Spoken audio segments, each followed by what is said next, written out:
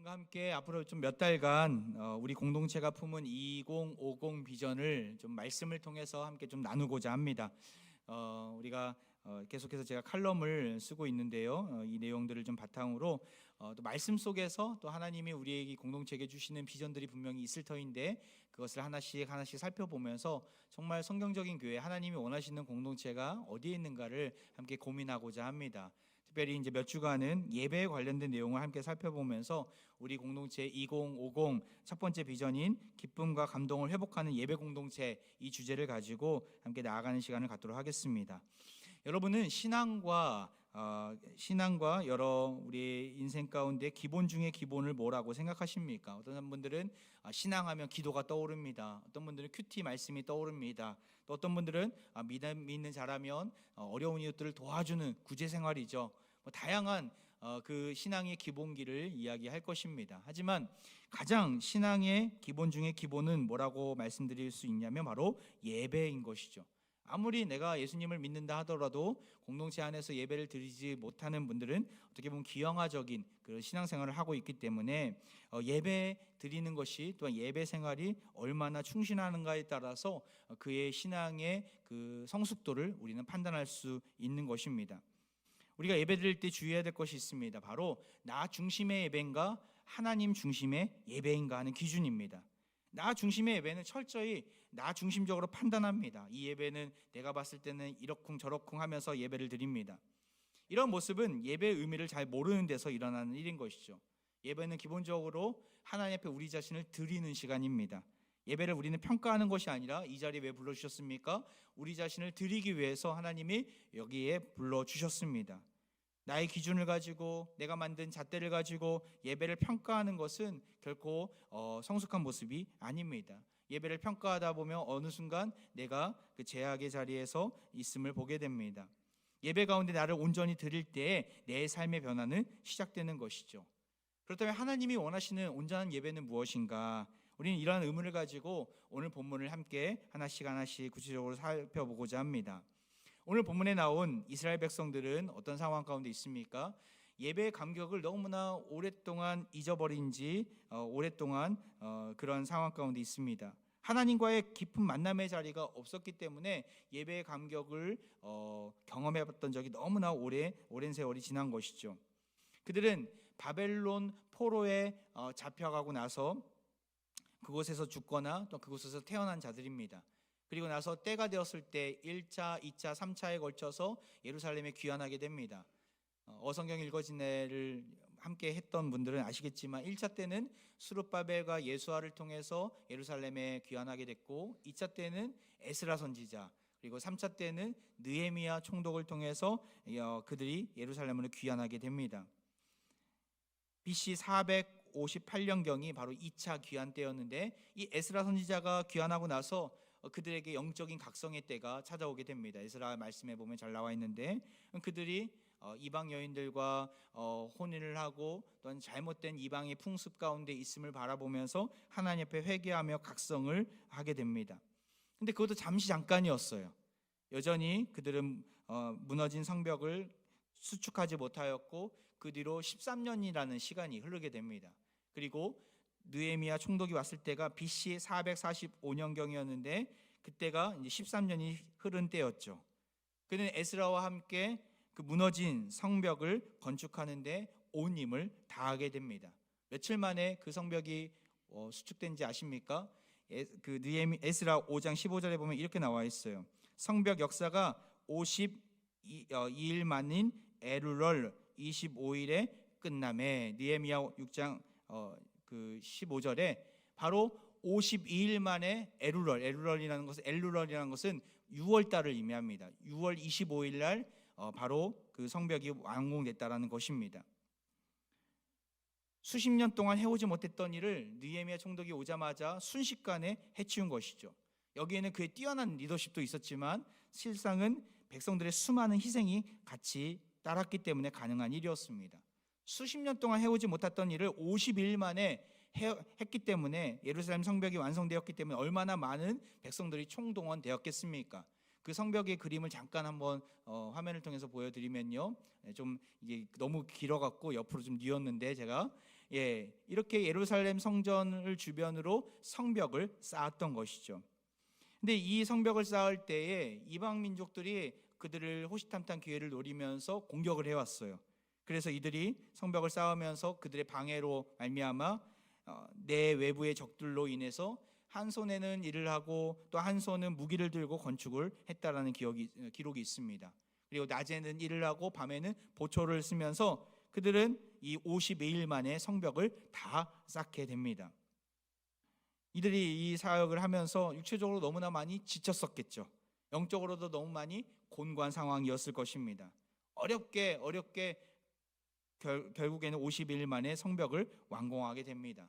그리고 며칠 지나지 않아서 그들은 이렇게 모이게 됩니다. 느헤미야 8장 1절인데요. 우리 같이 한번 읽어보겠습니다. 시작. 이스라엘 자손이 자기들의 성읍에 거주하였더니 일곱째 달에 이르러 모든 백성이 일제히 수문 앞 광장에 모여 학사 에스라에게 여호와께서 이스라엘에게 명령하신 모세의 율법책을 가져오기를 청하매. 여기 보면 일곱째 달이다라고 나오는데 2절에 보면은 일곱째 달 초하루다. 다시 말해서 7월 1일을 의미합니다.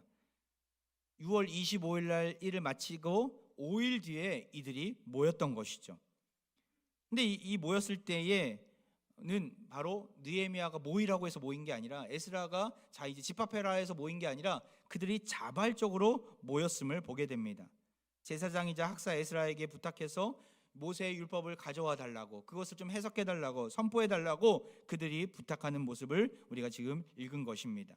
그들이 얼마나 영적으로 갈급했는지를 우리는 보게 됩니다. 그리고 부탁을 받은 에스라와 지도자들은 얼마나 많이 그 말씀을 외치고 있습니까? 3절에 보면 수문 앞 광장에서 새벽부터 정오까지 남자나 여자나 알아들을 만한 모든 사람 앞에서 읽음에 뭇 백성이 그 율법책에 귀를 기울였는데, 새벽부터 정오까지, 이 새벽은 새벽 6시를 의미하는데 아침 6시부터 12시까지 장장 6시간 이상 그들은 수문 앞 광장에 서서 말씀에 귀를 기울이기 시작합니다. 영적 각성과 부흥은 다른 데서 오는 게 아닙니다. 갈급한 마음으로 하나님의 말씀 가운데 섰을 때 일어나는 것이죠. 앞서 말씀드렸듯이 그들은 52일 만에 성벽을 건축했습니다. 많이 지쳤을 것입니다. 많이 피곤했을 것입니다. 하지만 그들을 더 힘들게 했던 것은 바로 영적인 기갈, 영적인 갈급함이었어요. 이것을 해결하고자 그들은 자발적으로 모이게 됩니다.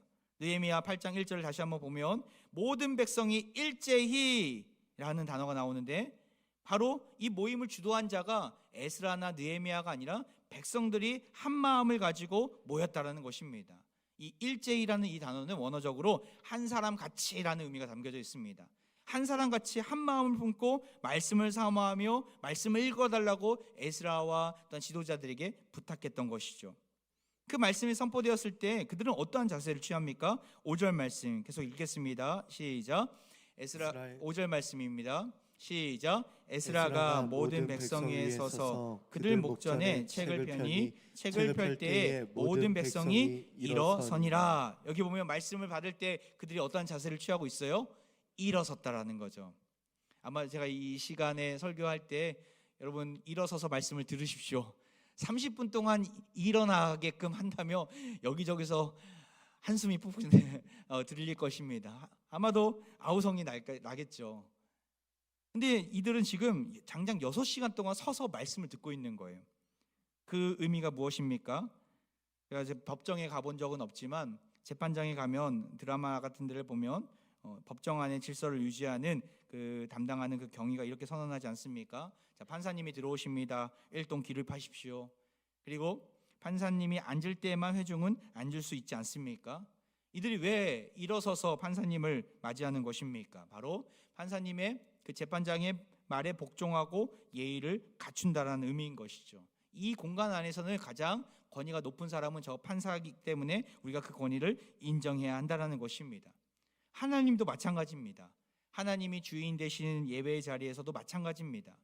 그렇게 우리는 이 시간 비록 물리적으로 우리가 서서 있지는 않지만 서 있는다라는 심정을 가지고 하나님이 선포하시는 말씀 가운데 귀를 쫑긋 세울 수 있어야 합니다. 적극적으로 그 말씀 가운데 귀를 기울여야 한다는 것입니다. 그런데 어떻습니까? 하나님의 말씀이 선포될 때, 주의 말씀이 우리 가운데에 임할 때 나는 겸손함으로 한 마음을 가지고 말씀을 잘 듣고 있습니까? 아니면 다른 잡념과 또 다른 생각에 매여 있지는 않습니까? 예배 끝나면 어디 가서 밥을 먹지? 누구랑 밥을 먹지? 오늘 쉬는 날인데 어떻게 오후를 보내야 할까? 여러 가지 그런 잡생각으로 하나님의 말씀이 내 귀에 들려오지 않고 내 생각으로, 내 판단으로 충만해 있지는 않습니까? 예배 자리에서 걱정과 근심의 가운데 있는 것도 마찬가지입니다. 하나님의 말씀이, 신실한 언약의 말씀이 선포되는데 불구하고 그 말씀은 그냥 잊어버리고 여전히 걱정과 근심의 자리에서 허우적되어 있다면 하나님은 너무나 슬퍼하실 것 같아요. 내가 이렇게 너에게 신실한 약속의 말씀을 들려주는데 너는 왜 너의 그 걱정과 근심의 자리에서 허우적대는가? 하나님 너무나 슬퍼하실 것 같습니다. 참된 예배의 회복은 우리가 한 마음을 가지고 하나님 말씀 가운데 경청하는 데서부터 일어난다는 사실들을 여러분 기억하시기 바랍니다. 오늘 이 자리가 하나님의 음성, 그 심신한 음성이 선포되는 자리가 되길 바랍니다. 그러려면 내가 적극적인 경청이 필요한 것 같아요. 그냥 한 귀로 듣고 한 귀로 흘리는 것이 아니라 하나님의 말씀이 나에게 삶 가운데 어떠한 은혜가 있을까, 나에게 주시는 메시지가 무엇일까, 귀를 기울이고 주님께서 원하시는 뜻이 무엇인지 잘 분별하고 돌아가는 우리 모두가 되기를 간절히 축원드립니다. 참된 예배의 자리에서 그렇게 하나님의 음성이 들려질 때 놀라운 열매를 주세요. 그 열매는요, 바로 회개라는 열매와 기쁨이라는 열매입니다. 8절과 9절에 보면 이렇게 나와 있는데요, 하나님의 율법책을 낭독하고 그 뜻을 해석하여 백성에게 그 낭독하는 것을 다 깨닫게 하니. 우리 9절은 같이 읽겠습니다. 시작. 백성이 율법의 말씀을 듣고 다 우는지라. 총독 느헤미야와 제사장 겸 학사 에스라와 백성을 가르치는 레위 사람들이 모든 백성에게 이르기를 오늘은 너의 하나님 여호와의 성일이니 슬퍼하지 말며 울지 말라 하고. 에스라와 또한 13명의 그 지도자들, 그 레위인들이 하나님 말씀을 잘 설명해 주세요. 모세의 오경 율법책을 저들이 들고 히브리어로 쓰여져 있는 율법책을 그대로 선포하면 백성들은 알아듣지 못합니다. 왜냐하면 그 당시 백성들은 히브리어를 쓴 것이 아니라 바로 아람어를 썼기 때문에 그러합니다. 그래서 히브리어 말씀이 선포될 때 잘 이해가 안 됩니다. 그리고 그 대신 학사 겸 제사장인 바로 에스라와 또한 레위인들, 그리고 많은 지도자들이, 서기관들이 이 모세오경의 말씀을 아람어로 풀이해 주면서 그들을 깨닫게 해준 것이죠. 그 말씀을 알고 듣고 깨닫게 되니까 그들은 변화를 경험하게 됩니다. 아까 읽었던 9절에 보면 율법의 말씀을 듣고 다 우는지라. 눈물이 나온 것이죠. 여기는 어떤 눈물일까요? 하나님 말씀을 들으면서 저들은 왜 눈물을 흘렸을까요? 아마도 포로 기간의 삶이 생각났을 것입니다.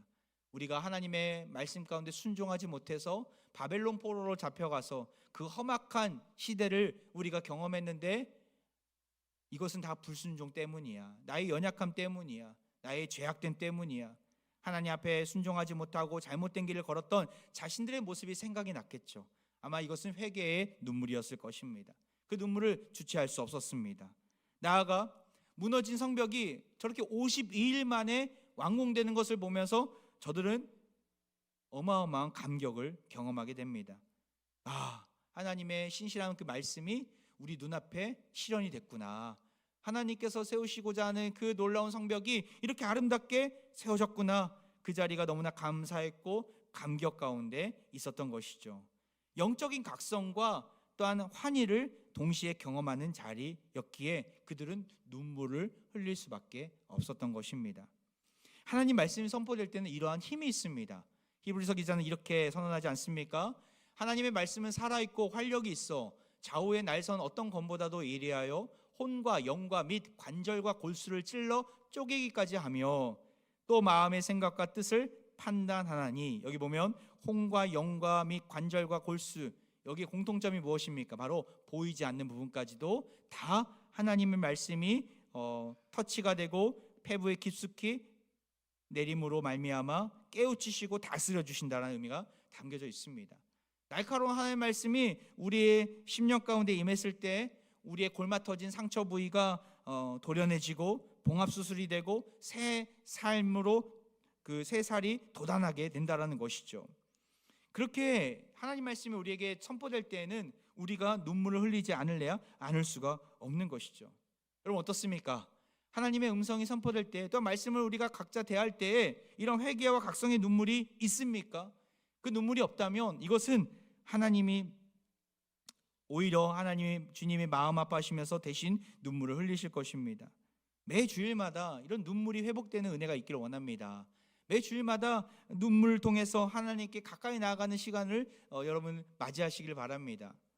찔러도 피 한 방울 나지 않을 만큼 무관계적해버린 나의 영적인 모습이 있다면 주님 나의 연약함을, 나의 완악함을 용서해 주시고 다시금 회복시켜 달라고 기도하며 하나님 앞에 내어 맡기기를 원합니다. 느헤미야와 이 에스라는 그 우는 백성들 앞에서 이제는 울지 말라, 주의 성일이니 울지 말라라고 외치게 됩니다. 이 주의 성일이라는 것은 거룩한 날이라는 의미가 담겨져 있지 않습니까? 맞습니다. 7월 1일은 이스라엘 민족에게 있어서 나팔절, 귀한 절기이기도 합니다. 이 나팔절은 어떤 의미가 담겨져 있냐면 가을 농작물을 마지막으로 거두는 가을 추수가 시작되면서 지키는 절기가 이 나팔절입니다. 레위기 23장에 나오는데 그 나팔을 불면서 대속죄를 준비했다라고 해서 나팔절이라고도 명명했습니다. 어떻게 보면 추수하는 때예요. 추석과 같은 곡식을 거두는 기쁜 날 아닙니까? 지금 이들은 민족의 수건 사업을 거두는 때를 맞이하고 있습니다. 바로 그 무너졌던 예루살렘 성벽을 재건하고 하나님께 봉헌하면서 기쁨의 날을 맞이하고 있는 것이죠. 그렇게 느헤미야는 주의 성일이니 울지 말라고 외친 것입니다. 온전한 예배의 회복의 열매는 회개와 동시에 누리는 기쁨입니다. 매 주일마다 예배 자리에서 우리는 이 기쁨의 은혜를 누릴 수 있어야 합니다. 주님이 왜 우리에게 고난당하신 주중에 혹은 안식일인 토요일에 예배를 우리가 안 드리고 주일에 예배를 드리고 있는 것입니까? 왜 우리가 이렇게 매 주일마다 모여서 하나님 앞에 나아가고 있는 것입니까? 바로 예수님이 부활하신 날이기 때문에, 지난주 부활절날 우리가 은혜 가운데 맞이했지만 예수님이 부활하신 날을 매 주일마다 경험하는 것입니다.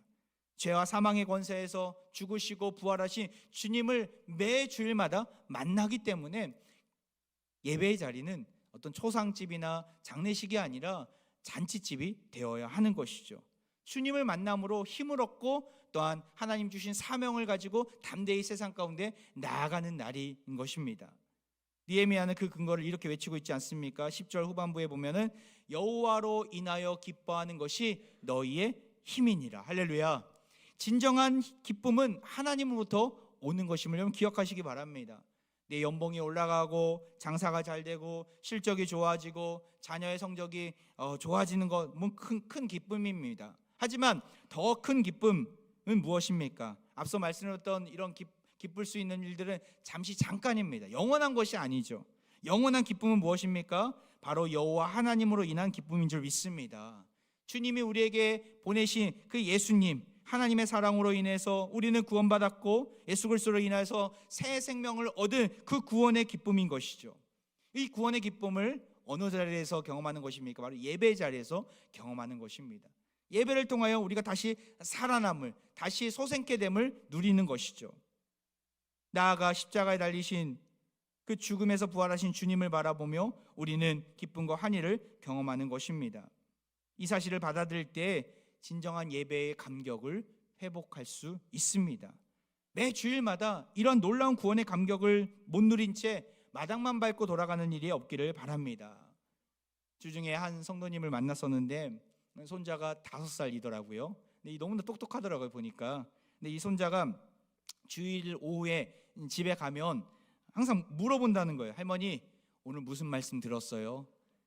목사님이 무슨 말씀 하셨어요? 제가 있는 유치부에서는 전도사님이 이런 말씀 하셨는데 할머니는 무슨 말씀 들었어요? 꼭 물어본다고 하더라고요. 야 진짜 똑똑하다. 근데 이 할머니가 이 권사님 여기 성도님이 늘 그 물어볼 때마다 잘 생각나지 않았어. 곤란한 적이 몇 번 있었다고 하더라고요.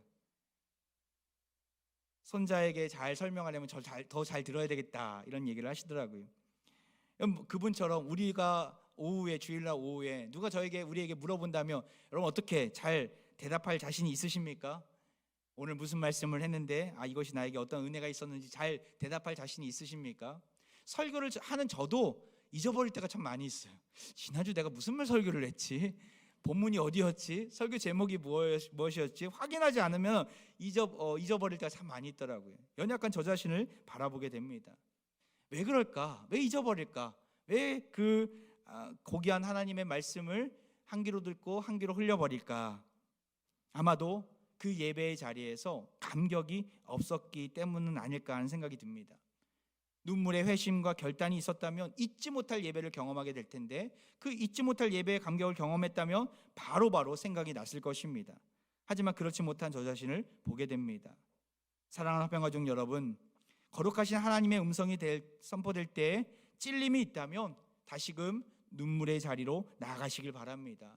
그리고 죽었던 우리를 다시 살리신 그 구원하신 은혜를 경험한다면 잊지 못할 예배를 경험하면서 가슴 벅찬 기쁨으로 돌아가시길 바랍니다.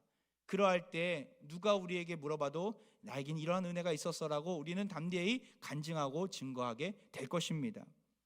오늘 이 자리에서도 진정한 예배의 열매가 눈물과 기쁨임을 아시고 이 열매를 풍성히 가득 안고 삶의 자리로 돌아가는 우리 모두가 되기를 간절히 축원드립니다. 마지막으로 참된 예배의 감격은요, 사랑의 나눔으로 이루어져야 한다는 것이죠. 우리가 아까 보았던 10절 상반절인데요, 같이 한번 읽어보겠습니다. 시작. 느헤미야가 또 그들에게 이르기를 너희는 가서 살진 것을 먹고 단 것을 마시되 준비하지 못한 자에게는 나누어 주라. 지금 어떠한 성일입니까? 나팔절이라고 말씀드렸어요. 추수의 기쁨을 누리는 절기인 것이죠. 그런데 이 추수의 기쁨을 누리지 못하고 빈손으로 온 자들이 있었습니다. 여러 가지 사정이 있었겠죠.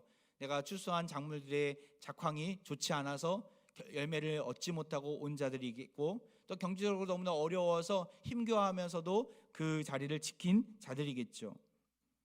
예배 자리에서 음식을 준비하지 못한 연약한 자들이 그 가운데 섞여 있었습니다. 그때에 느헤미야는 뭐라고 이야기합니까? 그들에게도 함께 나눠주라는 것을 명하게 됩니다.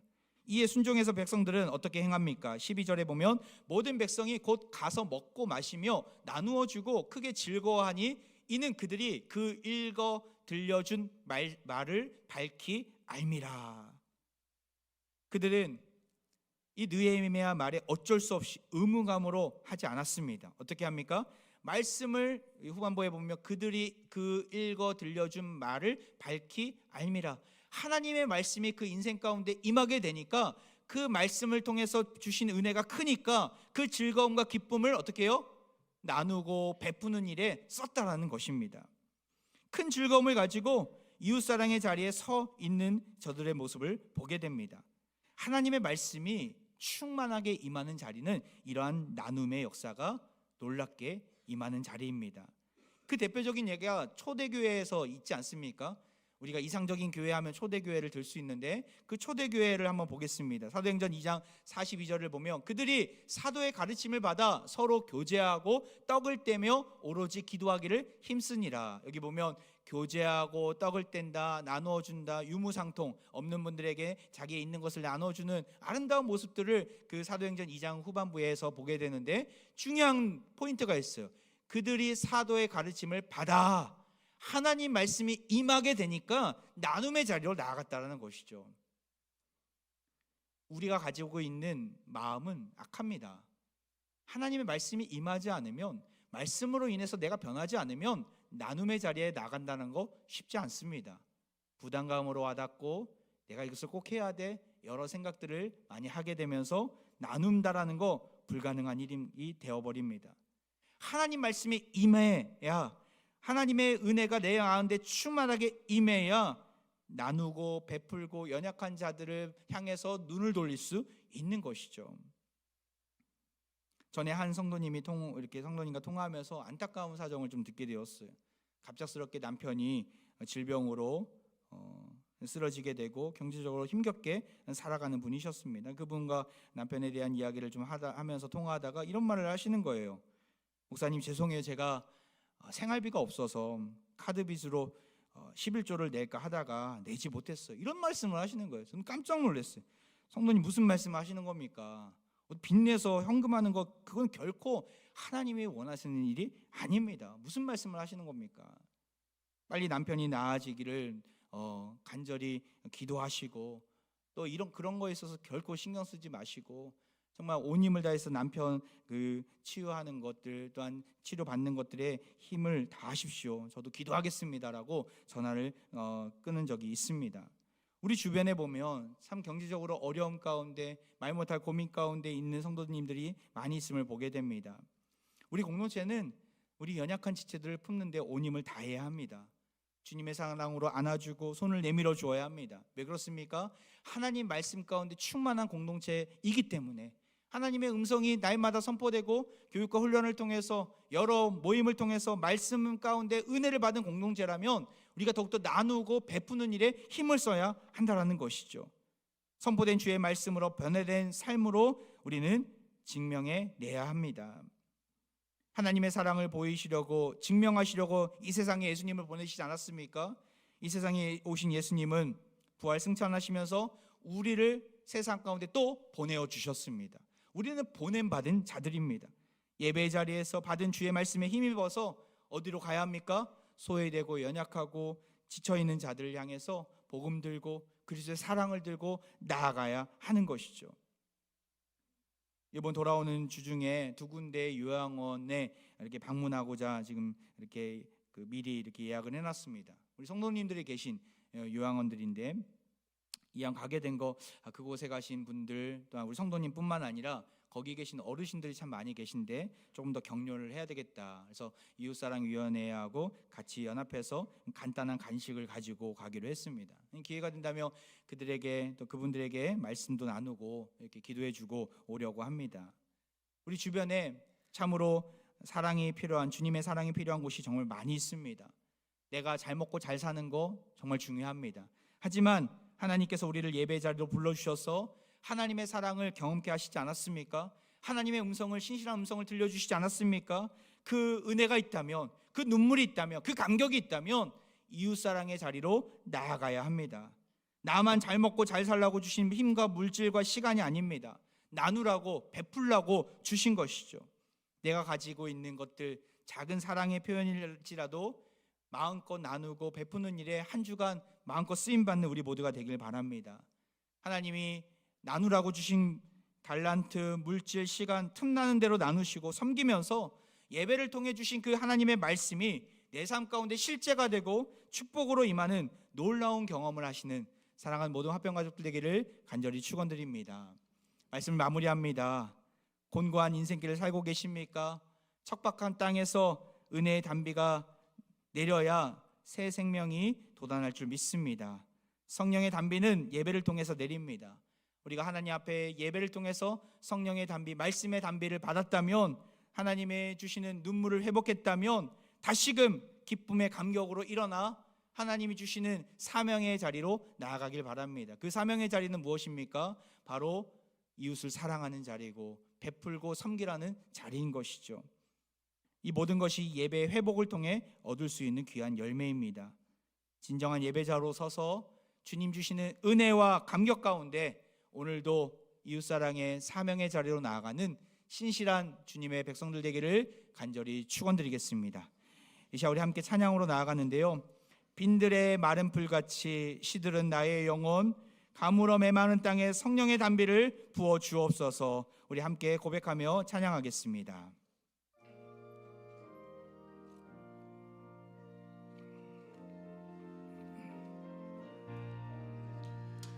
빈들의 마른 풀같이 시들은 나의 영혼, 주님의 허락한 성령 안절히 기다리네. 아무런 메마른 땅에 단비를 내리시듯 성령의 단비를 부어 새 생명 주옵소서. 반가운 빗소리 들려 산천이 춤을 추네. 봄비로 내리는 성령 내게도 주옵소서. 가물어 메마른 땅에 단비를 내리시듯 성령의 단비를 부어 새 생명 주옵소서. 철 따라 우로를 내려 절 따라 우로를 내려 조목이 무성하니 갈급한 내 심령 위에 성령을 부으소서. 가물어 메마른 땅에 단비를 내리시듯 성령의 단비를 부어 새 생명 주옵소서. 참되신 사랑의 언약 참되신 사랑의 언약 어길 수 있어. 오늘의 흡족한 은혜 주신 줄 믿습니다. 오늘의 흡족한 은혜 주실 줄 믿습니다. 아무런 메마른 땅에 단비를 내리시듯 성령의 단비를 부어 새 생명 주옵소서.